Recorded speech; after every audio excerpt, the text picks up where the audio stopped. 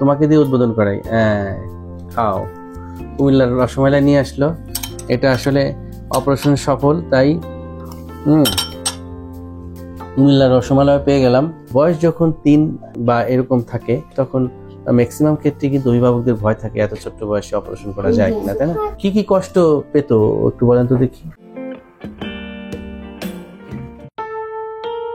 বাবুটি সুন্দর একটি ঘড়ি পরেছে, আবার এই যে বসে আছে চেয়ারে।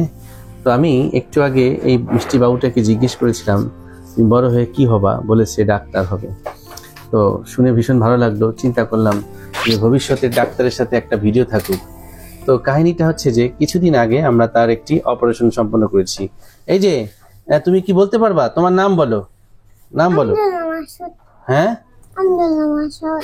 আচ্ছা, আব্দুল আল মাসুদ। তার বয়স মাত্র 3 বছর, তাই তো আপা?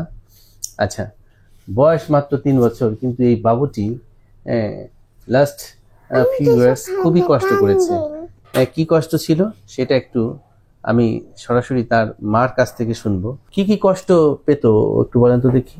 ওর মানে হা করে ঘুমাতো, তারপরে আবার নাক ডাকতো ঘুমের মধ্যে, আর বারবার ইনফেকশন হয়ে যেত, জ্বর সর্দি এগুলো লেগেই থাকতো, মুখ ঘা হয়ে যেত, নাক ঘা হয়ে যেত, এরকম।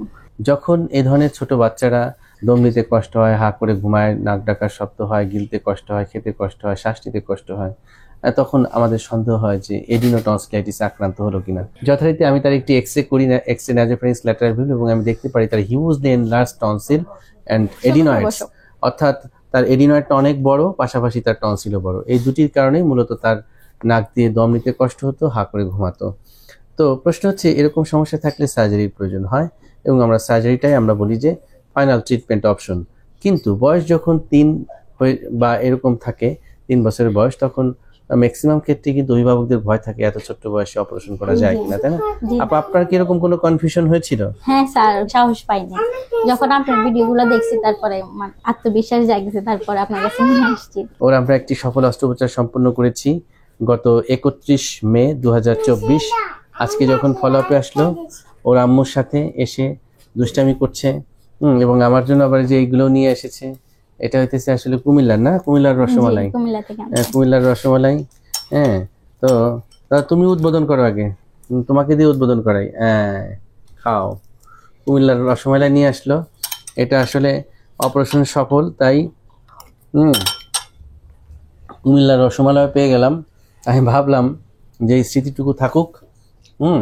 ও যখন বড় হবে, ও দেখবে যে ডাক্তার হওয়ার পর যখন ও দেখবে যে ও নিজেরও একটি অপারেশন হয়েছিল, যে ডাক্তার অপারেশন করেছিল তাকে সে এরকম কি রসমালাই খাইয়েছিল, আমিও তাকে খাওয়াই দিলাম।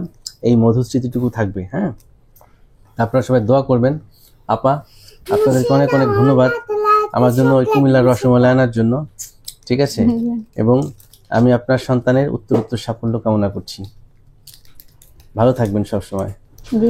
আর যারা এরকম টনসিলের এবং এডিনয়েডের সমস্যায় ভুগছে, যে সমস্ত মায়েদের এই দুশ্চিন্তা আছে যে এতটুকু বাচ্চার অপারেশন করাটা ভয়ের কিনা, তাদের ক্ষেত্রে আমি বলি যে ভয় নেই। যদি আমরা সব কিছুকে ঠিক রেখে, অর্থাৎ তার ফিজিক্যাল ফিটনেস যদি ঠিক থাকে, তার অ্যানেস্থেসিয়ার পার্টটা যদি আমরা সর্বোচ্চ সতর্কতার সাথে করে দিই, সেক্ষেত্রে কিন্তু আসলে অপারেশনের কোনো জটিলতা হয় না। অতএব আসুন আমরা সচেতন হই, কারণ এই সচেতনতায় আমাদেরকে মুক্তি দিতে। Thank you very much for watching this video.